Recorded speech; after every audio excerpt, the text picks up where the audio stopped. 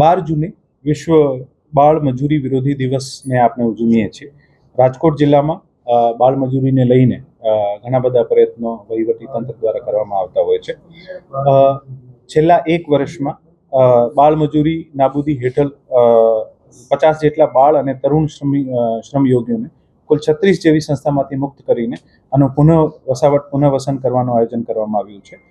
સૌથી વધારે જે આપણે બાળ મજૂરો મળતા હોય છે આ સોફ્ટ સ્કિલની જે પણ ઇન્ડસ્ટ્રીઝ હોય છે તથા બિનજોખમી પ્રકારના વ્યવસાયો હોય છે, જેમ કે jewellery, imitation, sari folding, packaging અથવા હોટલ ઇન્ડસ્ટ્રીમાં કામ કરતા હોય છે.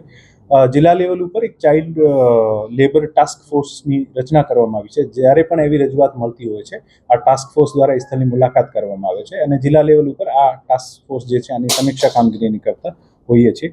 છેલ્લા 3 વર્ષમાં રાજકોટ જિલ્લામાં લગભગ 65 જેવા કોર્ટ કેસ અને 22 જેવી FIR નોંધવામાં આવી છે અને આ તમામ બાળ શ્રમિકોને આપણા એજ્યુકેશન ડિપાર્ટમેન્ટ મારફત આને ફરીથી સ્કૂલમાં એડમિશન અપાવવાની કામગીરી પણ કરવામાં આવતી હોય છે.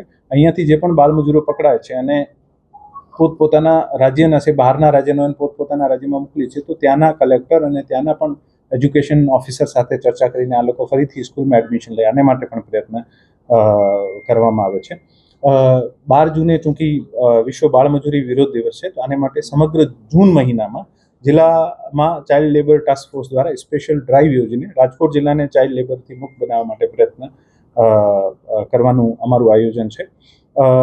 વર્ષ 2025માં બાળ મજૂરી નાબૂદી હેઠળ ટાસ્ક ફોર્સની સર્વશ્રેષ્ઠ કામગીરી બાબતે રાજકોટ જિલ્લામાં શ્રેષ્ઠ જિલ્લાનું એવોર્ડ પણ મળ્યું છે અને હું આપ તમામને મારફત સમસ્ત ગ્રામજનોને, સમસ્ત જિલ્લાના રહેવાસીઓને, ઉદ્યોગપતિઓને અને જે પણ ઇન્ડસ્ટ્રીઝમાં જે આ લોકો રોજગાર આપતા હોય છે અપીલ કરું છું કે આપણે બાળ મજૂરી જે છે આને અટકાવીએ અને એવી જે પણ સંસ્થાઓ એવું કોઈ કરતી હોય તો આની એક હેલ્પલાઇન છે 1098, આમાં સંપર્ક કરીને આની જાણ કરે, જેથી ટાસ્ક ફોર્સ જે છે આ તમામ સંસ્થા ઉપર રેડ કરી શકે અને રેડ કરીને બાળ મજૂરોને આનામાંથી મુક્ત કરાવી શકે.